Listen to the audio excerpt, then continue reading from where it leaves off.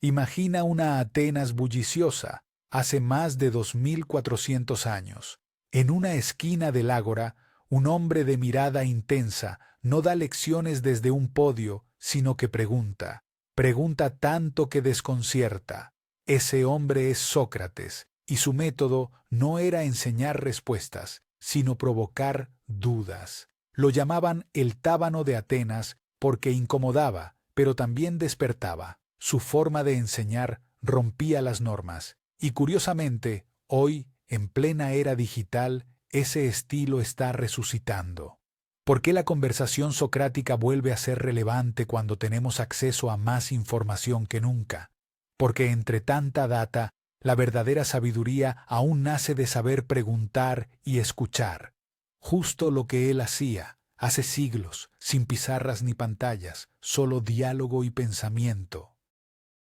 El método socrático no era una clase, era una batalla de ideas. Sócrates no escribía nada, no daba discursos largos ni manuales. Conversaba, y cada pregunta era un espejo en el que el alumno se veía obligado a pensar. Hoy se habla mucho de aprendizaje activo, de pedagogías participativas, y todo eso suena moderno, pero Sócrates ya lo practicaba en las calles atenienses. Su meta no era que los jóvenes repitieran conceptos, sino que descubrieran verdades por sí mismos. Es el origen de la educación crítica y reflexiva. Y sorprendentemente, en un mundo donde Google responde todo en segundos, su método sigue siendo el antídoto contra la pasividad intelectual. Aprender no es almacenar, sino construir sentido. Eso lo entendía mejor que nadie el viejo filósofo sin libros. La relación entre Sócrates y sus discípulos era intensa. No había matrícula, horario ni título al final. Lo unía una búsqueda compartida, la verdad. Platón, su alumno más famoso, quedó tan marcado que escribió diálogos enteros como homenaje a ese vínculo. En ellos no hay discursos magistrales, solo preguntas que arden. Es como si cada sesión fuera un reto mental, una chispa que obligaba a cada alumno a repensar su vida. Algunos terminaban confundidos, otros transformados. En la actualidad, esa relación maestro-alumno ha sufrido mutaciones. Muchos profesores son más facilitadores que figuras de autoridad absoluta. Sin embargo, el ideal socrático sigue en pie. El maestro auténtico no impone, guía, no adoctrina, inspira, no apaga dudas, las multiplica con propósito. ¿Sabías que Sócrates fue condenado a muerte por enseñar de esa manera? Sus preguntas eran tan poderosas que incomodaban al poder político. Lo acusaron de corromper la mente de los jóvenes, pero en realidad los hacía pensar libremente. Ese fue su delito en una ciudad que presumía de democracia. Lo ejecutaron obligándolo a beber cicuta, pero su método sobrevivió siglos. Hoy, cada vez que un profesor motiva a un estudiante a debatir, en lugar de repetir, el espíritu de Sócrates revive. ¿No es fascinante? A veces, los mayores avances nacen de la incomodidad. El pensamiento crítico, tan valorado en la actualidad, tiene raíces en esa condena que buscaba silenciar la duda. Y lo que no pudieron callar se volvió eterno en las aulas del pensamiento humano. Pensemos un momento en la educación moderna. Los estudiantes actuales crecen en medio de pantallas, impulsos y distracciones. ¿Cómo captar su atención? Sócrates lo hacía con algo que ninguna tecnología ha superado: la curiosidad genuina. Su método invitaba al descubrimiento, no a la memorización. Algunos pedagogos contemporáneos como Paulo Freire o María Montessori retoman esa idea. Enseñar no es transferir información, sino despertar la conciencia del que aprende. Cuando un maestro logra que el alumno se cuestione, se produce magia intelectual. En redes sociales o en clases presenciales, ese efecto es idéntico. Un clic interno que transforma la mente. Así de potente era el diálogo socrático y sigue siendo la base de la mejor enseñanza posible. Curiosamente, el maestro que más influyó en la historia nunca escribió una frase. Sócrates confiaba en la palabra viva, en la emoción del intercambio directo. Hoy, donde todo se graba, se edita y se postea, Su método parece frágil, pero es más humano que nunca. En plena era de inteligencia artificial, recuperar la conversación auténtica es revolucionario, porque entre algoritmos lo que escasea es la conexión genuina entre personas que piensan juntas. El maestro socrático hacía del error una herramienta, no ridiculizaba, sino que celebraba el proceso de descubrir por uno mismo. En la actualidad, cuando el fracaso asusta, esa visión es liberadora. Equivocarse es aprender, no perder. Sócrates ya lo sabía hace más de 2 milenios. El vínculo maestro-alumno, según Sócrates, era horizontal. No había superiores, solo compañeros en la búsqueda del saber. Esa igualdad rompía jerarquías.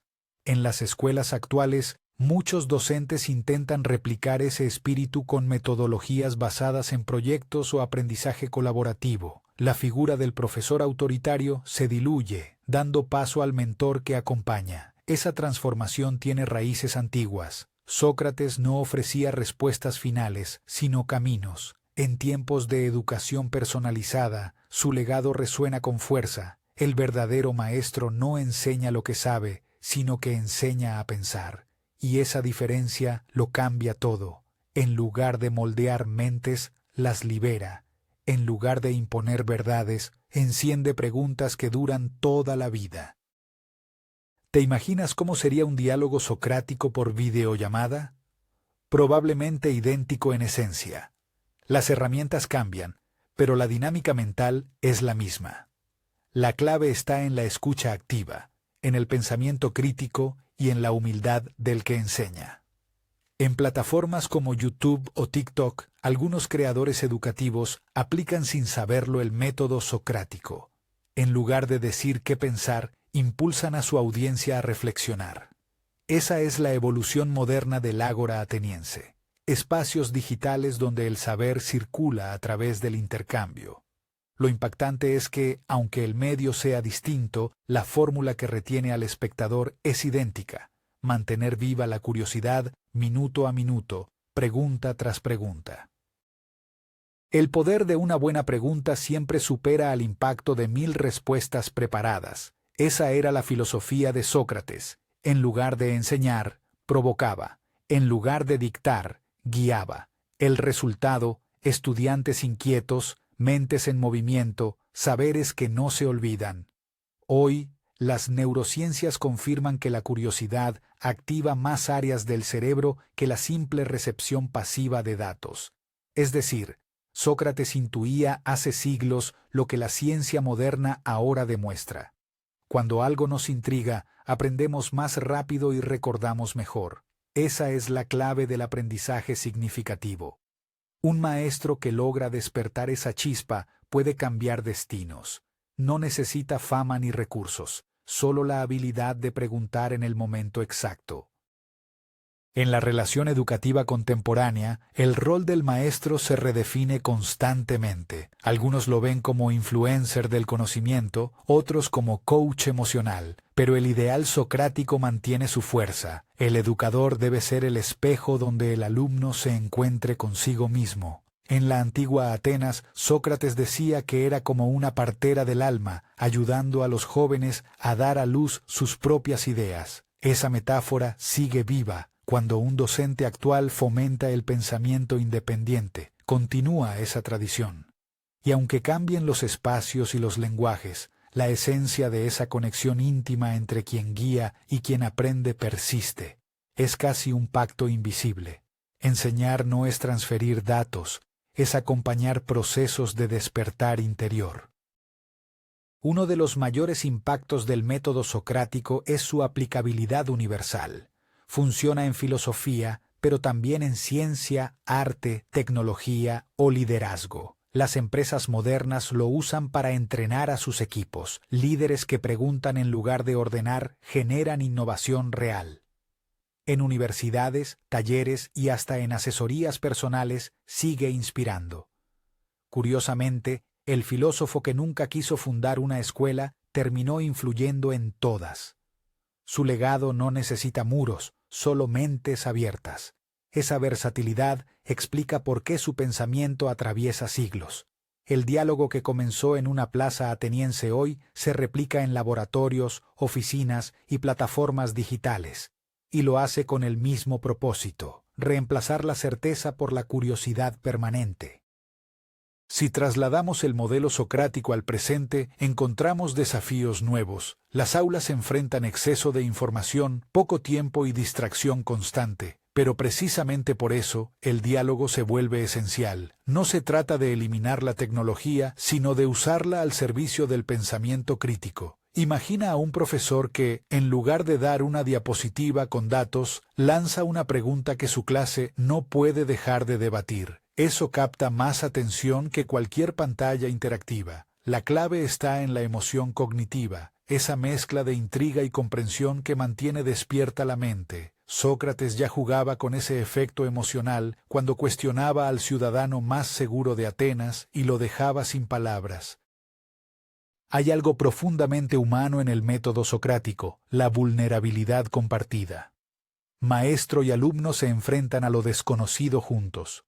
No hay postureo intelectual, hay búsqueda.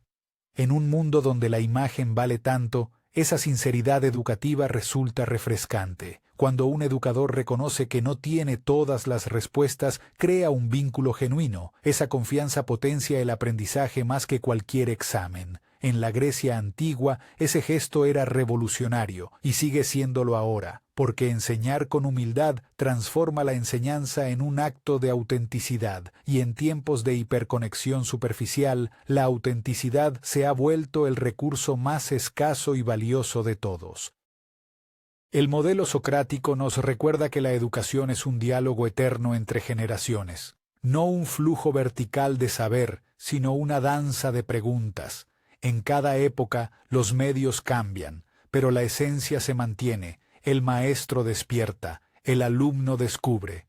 Hoy ese vínculo puede darse a través de una pantalla, un aula o incluso un video corto. Lo importante no es el formato, sino la chispa que provoca pensamiento genuino. Sócrates lo entendió antes que nadie: enseñar es provocar el alma. Tal vez, si miramos a nuestros profesores con esa misma actitud de búsqueda, encontremos que el camino hacia la sabiduría está más cerca de lo que imaginamos, escondido en una buena pregunta que aún no nos hemos hecho.